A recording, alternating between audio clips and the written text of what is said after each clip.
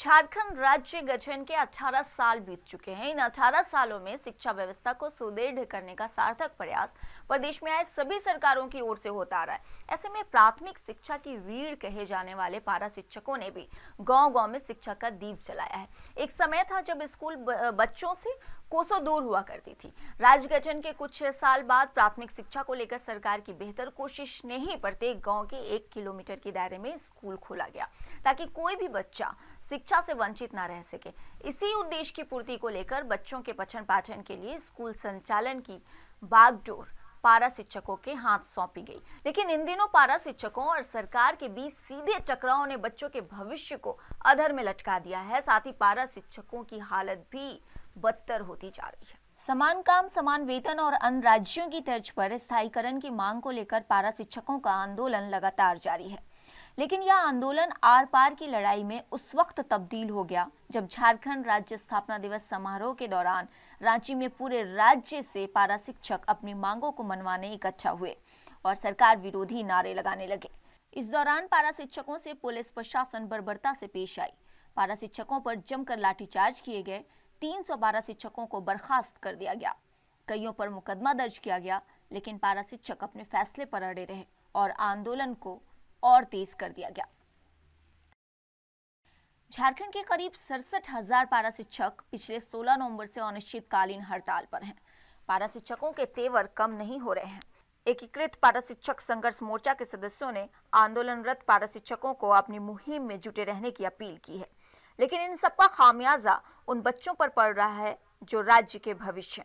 पारा शिक्षकों के हड़ताल पर चले जाने से स्कूलों में जहां ताले लटके हुए हैं, वहीं बच्चों की पढ़ाई पर भी ग्रहण लग चुका है। हालांकि इसका विपरीत परिणाम सिर्फ स्कूली बच्चे ही नहीं, बल्कि पारा शिक्षकों के परिवार और खुद पारा शिक्षक भी भुगत रहे हैं। दिक्कत है हमारे, देखिए 7 या 8 गो बच्चा है, 5 गो लड़की है, 5 देखिए से बच्चा है, 2 गो से है, 3 गो देखिए लड़की में छोटा है, 2 गो लड़कों ही, 3 गो छोटा है। हाँ देखिए दे हमारे पति मुख्यमंत्री न देखिए दे सरकारी कर लेकिन पैसा तनख्वाह न दे, महीना न दे, तो देखिए हमारे बाल बच्चे की खातिर अभी बड़ी मुश्किल से कर्जा ऋण करिए इलाज करवा लो। देखें यार इलाज चलते हैं, देखें दे भूखे साहब करे बच्चा, अब न देखें दे स्थायी करते न तनख्वाह बढ़ाते, हम गिरल बुतरू कैसे पोसबे यार, कैसे देखिए रखते। 8,000 में कौन चीज भेजतो बुतरू सब की पढ़ातो, फिर वहाँ गेल लो अथी रांची, वहाँ भी मारल को पूरा हाथ गोड़ तो टूटलो, तो इलाज भी कैसे कराबे, और खाना भी एक टाइम खाइए तो 1-2 टाइम न खाइयो। अनिश्चितकालीन हड़ताल 16 नवंबर से जारी है। कई पारा शिक्षकों और उनके परिवार के बीच भूखमरी की नौबत आ पड़ी है। एक वक्त की रोटी के लिए पारा शिक्षकों का परिवार जुगत में है। ऐसे में सरकार की ओर से अब तक कोई ठोस निर्णय नहीं लिया गया है। मधुपुर अनुमंडल क्षेत्र के कई ऐसे पारा शिक्षक हैं जिनके घरों में एक वक्त के लिए चूल्हा जलना मुश्किल हो गया है। पारा शिक्षकों समेत उनके परिवार के सदस्यों ने अपनी पीड़ा जाहिर करते हुए कहा कि राज्य सरकार उनके दर्द नहीं समझ रही। इतने कम मानदेय में हमारी गुजर बसर नहीं होती, जबकि हम भी सरकारी शिक्षकों की तरह ही कार्य में जुटे रहते हैं। पारा शिक्षकों का कहना है कि जान चली जाए लेकिन आंदोलन से पीछे नहीं हटेंगे। हम लोग को 2-3 महीना से मंदिर नहीं मिला है और फिर इसके बीच हम लोग हड़ताल में हैं। हम लोग का मांग सरकार अभी नहीं मान रही है। हम लोग को स्थापना दिवस में रांची गए थे, तो वहाँ हम लोग को सोचे कि मुख्यमंत्री रघुवर दास जी हम लोग का परिचय का बात कुछ देंगे, तो नहीं दिया। इसके बीच में हम लोग को लाठी डंडा चलाया, मारपीट किया, बहुत आदमी का हाथ पैर टूट गया। तो इसके चलते हम लोग अभी हड़ताल में हैं। 16 तारीख से हम लोग हड़ताल में हैं। कम मानदेय में हम लोग का घर, राशन पानी नहीं चलता है। राशन लेते हैं तो उधर बच्चा के लिए नहीं होता है, और इसलिए हम लोग को बहुत दिक्कत हो रहा है। कम मानदेय दे रहा है सरकार। हम लोग को ये मानदेय के मांग के लिए हम लोग लड़ रहे हैं सरकार से, तो हम लोग को इतना दिक्कत हो रहा है। इधर राशन देते हैं तो यहाँ चूल्हा नहीं जलता है, तो इस बच्चा को पढ़ाने में लीजिए तो बहुत दिक्कत ही है।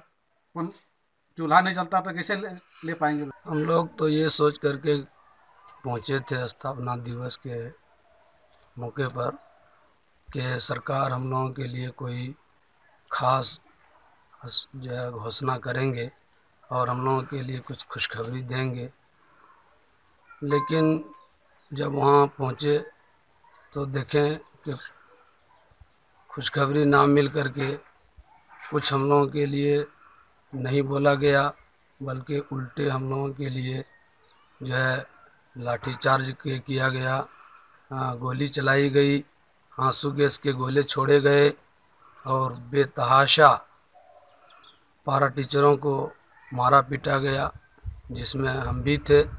और हम तो दूर में थे, किसी तरह की कोई बात वैसे हम कुछ कर भी नहीं रहे थे, लेकिन भगदड़ में हमको भी बहुत जो है मारा गया, हम गिर गए।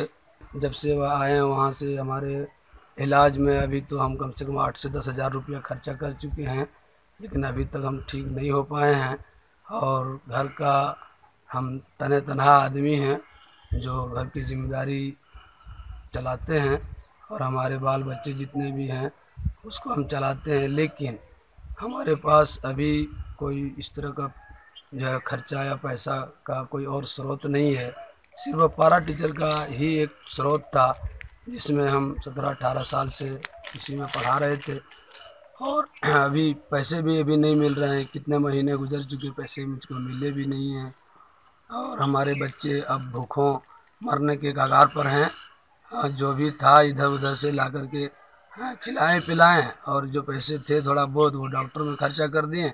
अब हम लोगों के लिए कोई उपाय नहीं है सिवाय मरने के। जब तक सरकार हम लोगों की मांगों को पूरी नहीं करती है तब तक हम लोग सब हड़ताल पर डटे रहेंगे। घुट घुट के जीने से तो अच्छा है मर जाना ही। हम लोग को 8-7 हज़ार रुपया मिलता है, उसमें हम लोग का घर परिवार नहीं चलता है, घर में अनाज नहीं है और बेटी सब पढ़ा लिखा तो नहीं सक रहे हैं, जैसे जिस तरह सरकारी स्कूल में ही पढ़ा रहे हैं, तो शादी ब्याह भी कैसे करेंगे, घर में एक अनाज नहीं है। इस बार तो सब पानी नहीं होने के कारण सब धान वगैरह मर गया, हम लोग अपना गुजारा कैसे करें। पारा शिक्षकों और सरकार के बीच सीधी लड़ाई में बच्चों का भविष्य अंधकारमय होता जा रहा है। इस टकराव में जीत किसी भी पक्ष की हो, राज्य के गरीब परिवारों के बच्चों का हित प्रभावित होना तय है। जरूरत इस बात की है कि बच्चों के भविष्य को देखते हुए दोनों पक्षों को कानून सम्मत सर्वमान्य हल निकालना चाहिए।